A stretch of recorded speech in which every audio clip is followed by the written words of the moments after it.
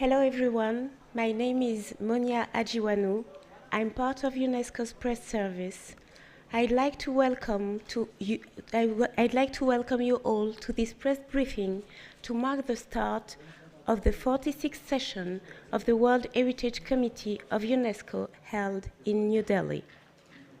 Without further ado, let me introduce the speakers of today's press briefing. His Excellency Mr. Vishal Sharma, Chairperson of the 46th session of the World Heritage Committee. Mr.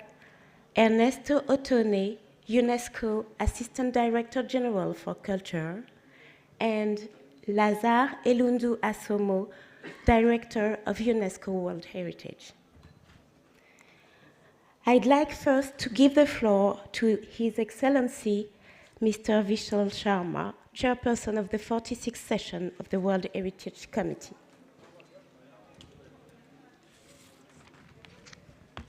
Thank you. I welcome both the international media and the national media of India with a namaste, and thank you for giving us your lunchtime and coming for this press briefing. India is very pleased to host this 46th session of the World Heritage Committee and would like to welcome everyone who's participating and watching. We look forward to an effective and efficient meeting. The Government of India has implemented the World Heritage Convention over many years and continuously works towards protecting the heritage of its 42 World Heritage Sites, including 34 cultural, 7 natural, and 1 mixed property. India's rich cultural heritage and its historical significance have long been recognized globally. Since ratifying this Universal World Heritage Convention in November 1977, India has remained unequivocally committed to preserving and showcasing our diverse heritage to the world. As we embark on our 4th term, 2021 to 2025, on the World Heritage Committee, we look forward to this session's dynamic discussions and debates concerning the places that unite us all as humanity, our shared UNESCO World Heritage. The stimulating and rich engagement will not only be limited to the plenary sessions, there are also side events throughout the session showcasing rich themes, topics, as well as exhibitions related to the World Heritage in India and beyond. As I had mentioned in my statement yesterday, from the language Sanskrit to Sanskriti or culture, to Sanskar or values, to Sanskar Dham, where these Indian values are taught. Our World Heritage Sites are living heritage and are the Sanskar Dham. India is also proud to host the World Heritage Site Managers and Young Professionals Fora, which have taken place over the past days, culminating in the message we just heard from the young representatives in the plenary session today. Allow me to say thank you once again and to welcome you all here for this unique international event. Thank you for your kind attention.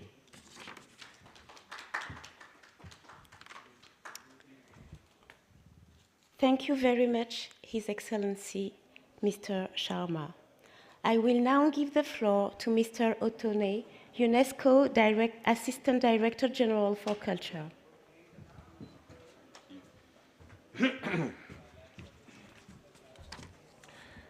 So, it's a pleasure to meet you today. We are very glad to convene here in New Delhi for this 46th session of the World Heritage Committee. As you know, that is the most important moment of the year when we're talking about World Heritage or tangible heritage.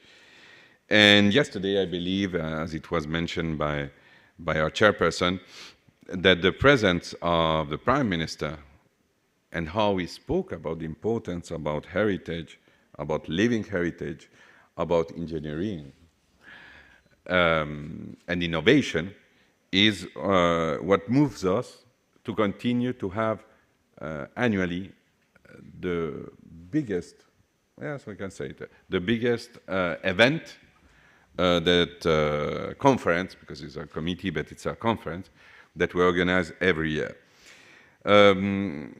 UNESCO and the advisory body, you know that the World Heritage Convention works with ICOMOS, IUCN, and ICROM, have worked hard to present this year the most accurate and fact-based information regarding the state of conservation of sites and new nominations.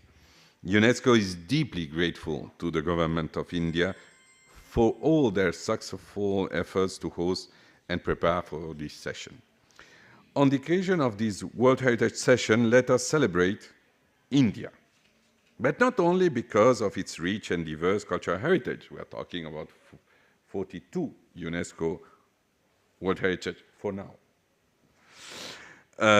But also because somehow for UNESCO, India exemplifies the synergy that we have been trying to push in the last 6 years at UNESCO between World Heritage and living heritage, between territories and communities, between knowledge and preservation and conservation. And you know very well that the traditional knowledge systems in India significantly contribute to the conservation and management of the built heritage, demonstrating that living heritage practices enhance and sustain the preservation of those sites. Last year we had, and it was mentioned in the morning, the Naples Conference on Cultural Heritage in the 21st Century. And it was the first time that we brought together experts from the two major conventions of UNESCO in the culture sector. And this conference celebrated this holistic vision of heritage. I believe that this framework advocates for safeguarding heritage through active community participation, recognizing that the preservation of both physical and living aspects of heritage are essential for maintaining their significance and value. What I want to say before giving the floor to the director of the World Heritage is that, and it was the case last year during the G20 presidency of India, I believe that this presidency for the culture sector was indeed a turning point on how we position culture in the future agenda. And I want to thank again the work that we did as a knowledge partner during our meeting last year, because when we are discussing about culture that include heritage, all the type of heritage, I believe that the turning point was last year when the leaders meeting took for the first time this and incorporated in the speech. And today when we see the exhibition that we have in front, where you speak about all the different normative instruments around the world that somehow protect heritage, once again, in all its forms, is the way that we understand that we should work culture and heritage for the future. So it's not only that you are organizing, you are leading us also in the steps where we want to be for future generation. And I believe that today with the Youth Forum, it was very clear that we are in the right path. So thank you so much.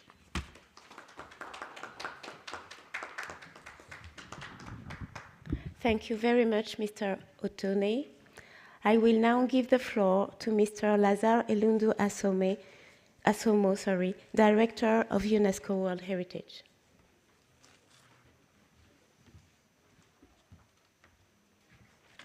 Thank you. Good day to all. I'll basically maybe here speak more on the session itself.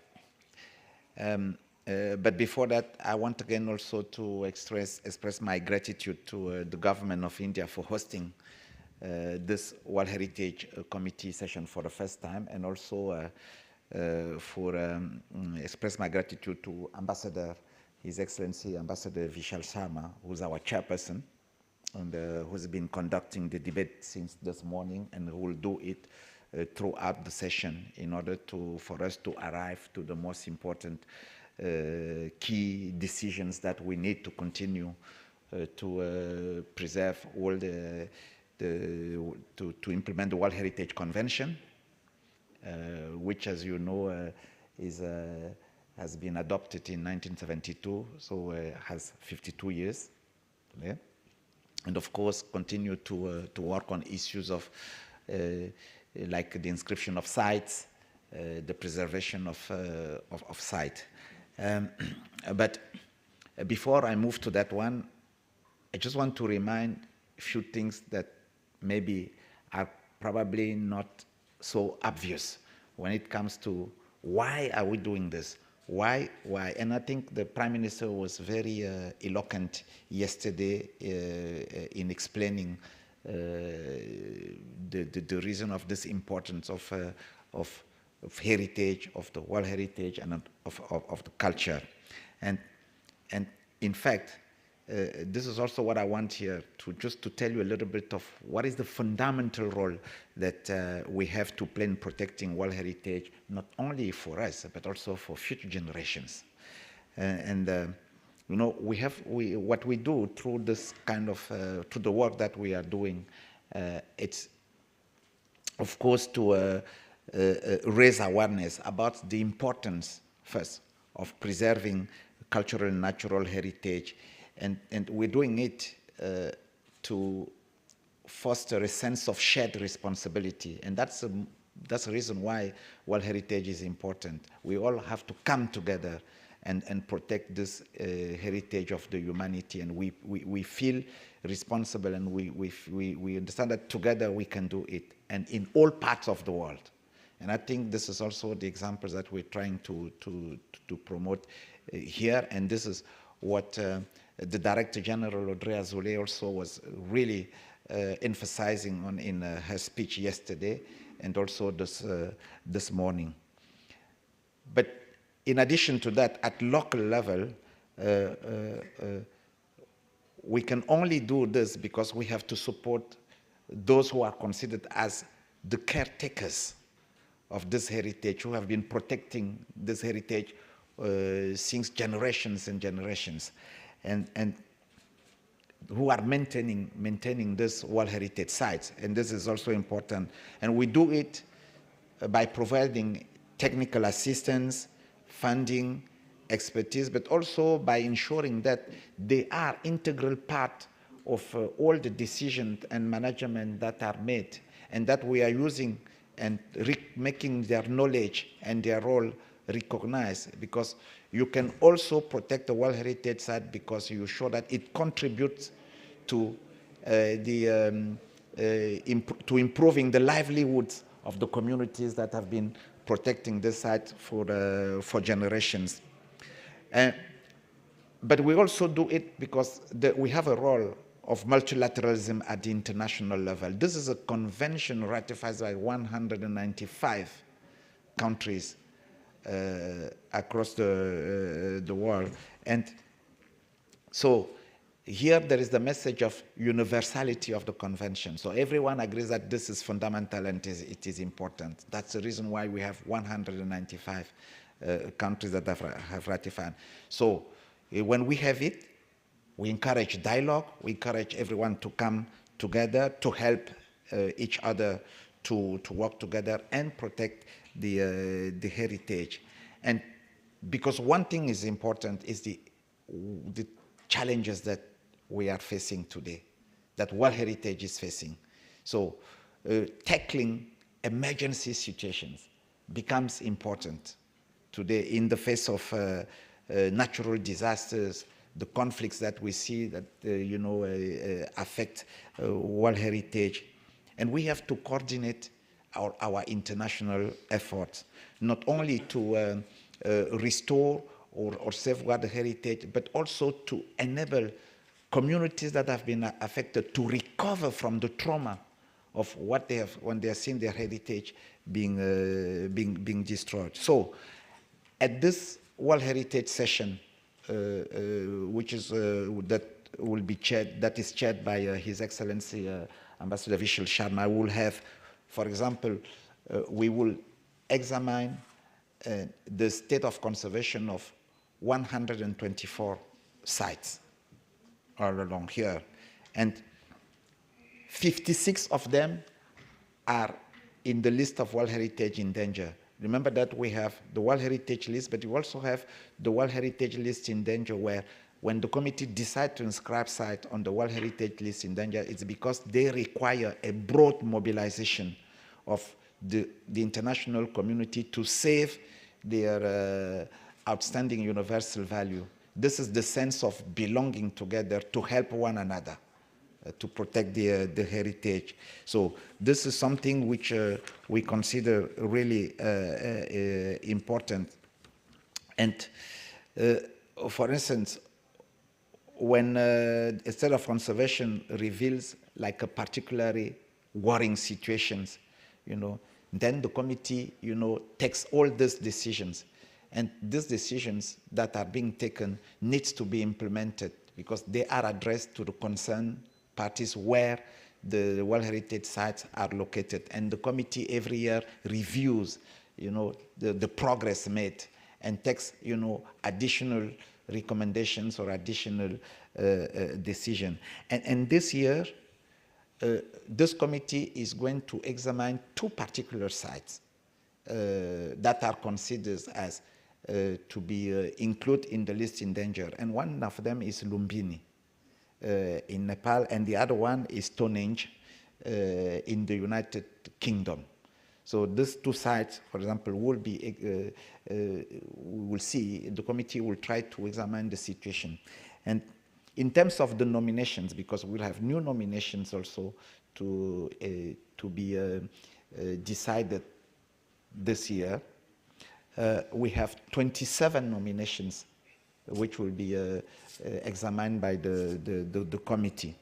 And among the 27, you have 20 cultural sites, you have 5 natural sites, and you have 2 mixed sites. And they are located in 23 countries. So the committee will examine the 27 nominations. So once again, let me just say that the reason why the sites are being examined, and if the committee decides that they have to be included on the World Heritage list, is because they bear the witness of the greater, I'll call, diversity of heritage that are protected. They can be archaeological sites, but they can be also biodiversity hotspot, for instance, or a cultural landscape, or even bear testimony of human ingenuity. So the committee has like that couple of criteria that they use to examine it. Now, just to say that there is still an issue of the representativity on the World Heritage list. For example, there are certain regions that are not sufficiently represented, like, for instance, Africa. Less than 10% of sites, are on the World Heritage list today. And this is the reason why the UNESCO Director General, Mrs. Audrey Azoulay, has made this a very important priority to enable the better recognition of African sites on the World Heritage list. But when we are doing that, it's not just to inscribe sites on the list, but it's really to celebrate both the universality but also the cultural diversity. So this is what I wanted quickly to share with you, but I'm sure you have many questions, and you already know a lot, and sometimes even better than me. Thank you very much.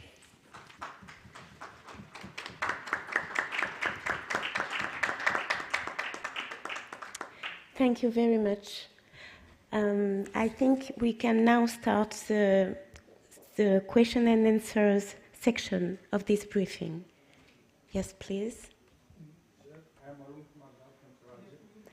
Can we have a microphone?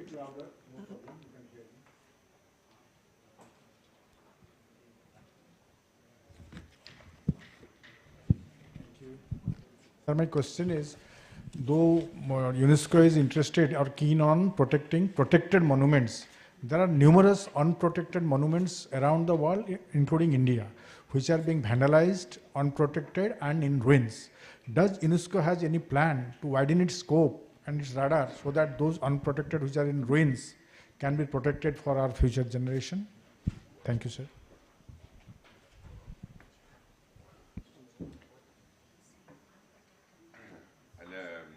Look, if you allow me. It's on, sir. It's on, sir? You can hear me? Okay. Maybe I can speak. You will hear me. So, no, you can hear me, no? Yeah. I'm projecting my voice. Sure. No. We need audio. I will do it for you. Now, what I was mentioning is that you have to remember that to be proposed to the World Heritage List, first you have to have the indicative list at national level. It means all those sites that at national level, in this case India, wish to protect. This list is not exhaustive, and I believe that if it were exhaustive, it will be, I don't know, 10 million of different sites. So you can understand India is a country that can live forever presenting nomination because you have not only an amazing civilization, but also treasures everywhere where you go. So, but it's up to the national authorities to look at those sites that they consider that have some value. I'm not talking about the universal value, but value that it should be protected. But so that you are aware, what is your concern is a concern everywhere, in every country. It is not particular to India. It's very difficult to ensure the safeguarding and conservation of all our treasures. What we believe, and that's something that UNESCO works, and I believe that your chairperson, as the ambassador also on UNESCO, knows that the linkage between education and culture is essential. Because you understand that new generation, if they really understand what is to value our identities, our heritage, it will completely change the way that we are confronted to the situation that today live in precarious situation, many of those heritage around the world. But you have to know, it's a fight that it's done everywhere. It's not particular to India. It is everywhere where we have strengthened our policies, our legislation, I believe. You have strong legislation in India. But the most important is education. You have to ensure that new generation not only value, but they will work to protect it. And that's something that has started to change, I believe, when you were in the room and you see the vision of the Forum of Youth in World Heritage. They value the way that we are working to this protection.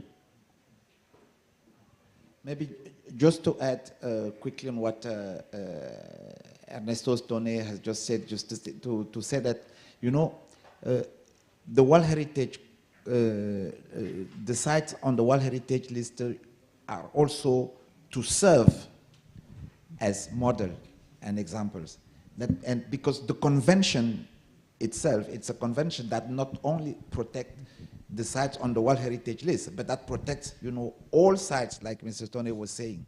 So it doesn't mean that because a site is not on the World Heritage list, it is not important.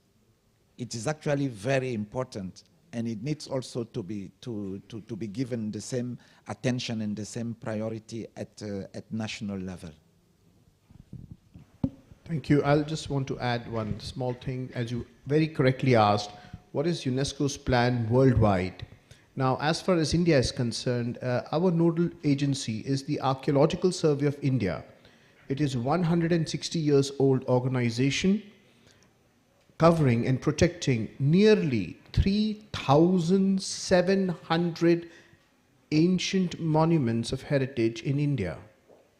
It is one of the leading experts of World Heritage and Preservation anywhere in the world. Every member state of the convention may not have such an expert body, but India is very lucky to have systems in place. We have the Ancient Monuments and I think Archaeological Remains and Protection Act, under which these archaeological sites, these ancient monuments and heritage are protected as per law in India. And what UNESCO is doing worldwide, it is ensuring that there is capacity building, there is training programs for the Global South, for which India announced, Honorable Prime Minister announced $1 million yesterday. What will we do with this? We will be training capacity building through the advisory bodies of the World Heritage Convention, so that the expertise that India has on preservation and conservation of these World Heritage monuments is shared, and other countries can also develop such capacities and capabilities. Thank you. My name is Kunal, and I represent Press Trust of India. The issue that was raised was that the list of World Heritage in Danger is among the agenda. You also mentioned that Lumbini in Nepal and Stonehenge in United Kingdom will be examined as to be put on the list. May I know what is the reason for which they are suspected to be on that list? Is there a threat to them, number one? Number two, we are also meeting here after 2 years of the Ukraine conflict. Ukraine is part of the World Heritage Committee as a member. And many sites, I believe, they have been threatened or damaged during the conflict. So has been in other parts of West Asia, where the heritage is also a danger. So these monuments which are at the risk of being lost or being damaged, is that also being considered in this World Heritage Committee meeting? Thank you.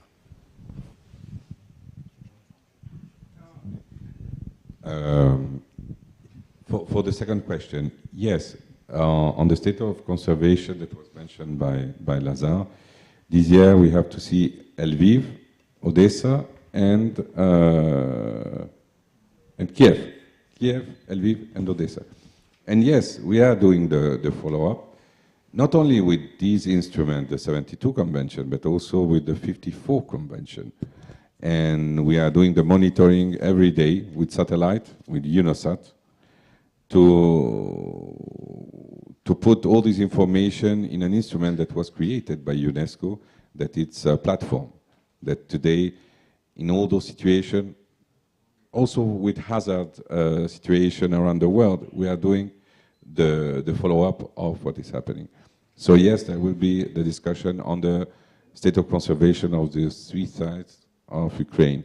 And for the other question, it was on, Lazar will answer on list in danger with the 2 sites that are that will be discussed. Thank you very much. Yes. About the 2 sites, I'm just going to make it very simple. First of all, when I say that when the committee examine the situation of the state of conservation of a site, when it has to take a decision whether it has to put it on the list in danger or not, there is a debate in the room. There is an examination, and then it takes a decision.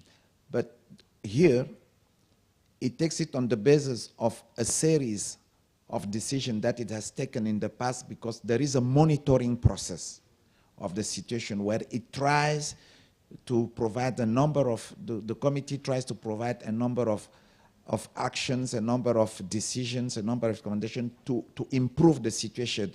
And if with the technical advice and of the advisory bodies, it considers that the situation has reached a point where it is important to really activate a broader mobilization, then it takes a decision to go to this.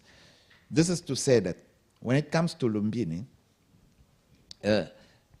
Lumbini is a very important site for the committee, for the entire world. In the World Heritage List. It's a sacred site.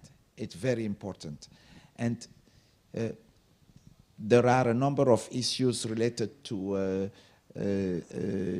some development pressures that it has been seeing over the past, and that's so it arrived to a situation where, based on the different examinations that have happened in the past, that is important to really come together to accompany, to work together with the government of Nepal in order to reverse and address the situation. Because not to leave the government of Nepal alone, but really to work together. So they are going to discuss it and to do it. Same thing for Stonehenge. It's a situation that has been ongoing, and then there is also a development situation, but where the government, I mean the authorities, they would like to implement a project that could affect the values of Stonehenge. And so the idea is to find the best solution, the best approach. So there will be a discussion also among committee members on these two sides. And the committee members is in its role to do that, to examine, to reevaluate, to look at everything. That is his role, and find the compromise and the best solution and approach that will allow and help and the concerned country to improve the situation. Thank you. So if I get the understanding, is the UNESCO going to give them sort of a roadmap to these two countries to ensure that these two sites remain as sacred and as integrated as possible amid the urban expansion that we're seeing around the world? This is the main purpose of the World Heritage Committee, is to provide some solutions to allow, with the help of our advisory bodies, and to take some decisions that the state parties will implement. Supposedly that the site is inscribed on the World Heritage List, the committee will give some corrective measures in order to improve. If even it doesn't do it, it will still allow and provide advice and give recommendations to the concerned state parties to continue improving the situation. And it goes also with the help that UNESCO itself, we are doing by supporting, by providing funding, by conducting capacity building, by supporting important conservation projects. That's the whole purpose of mobilizing the international communities in order to get more support, including financing support. So just a last supplementary question. The 27 sites that you mentioned that will be examined this year, are they all from the same cycle, or are there some sites which missed the kind of the cycle earlier years and they're also included in it? The 27 sites. I think Mr. Otone, when he mentioned the 3 Ukrainian sites, for instance, the 3 Ukrainian sites, they are already on the World Heritage List in danger. So the World Heritage List in danger sites are examined every year, regularly. Yeah. So because this is where the committee is bringing more attention to make sure that the site doesn't lose all its important outstanding universal value. So that's the reason why the 3 sites, along with the others, because I told you there are 56 sites on the World Heritage List in danger, they will all be examined by the committee this year. The 2 new ones have not yet been put on the list in danger, but they have a number of issues that the committee is going to review and can decide whether it confirms and then inscribe them on the list in danger, or provide additional recommendation to try to work with the state parties to reverse the situation and improve it. Thank you, Mr. Lazare. Hello, I'm Brenda. So my question is, all of you mentioned that how, a lot of states are conflict-ridden at this point. So is there any sort of emergency mechanism where you also review sites, even beyond the committee timeline? For example, the state of Palestine, which is seeing real-time erasure of their heritage, or all these conflict-ridden states, even regional conflict-ridden states. So what sort of mechanism do you then have for these places? Because I believe Palestine is also a part and has come for the World Heritage Committee meeting this time.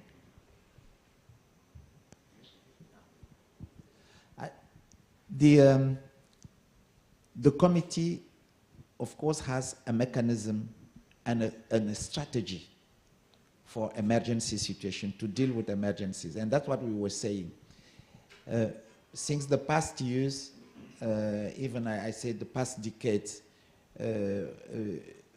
UNESCO has observed, and also the committee also, that there is an increasing threat to cultural and natural sites, and some of them due to armed conflict, of course.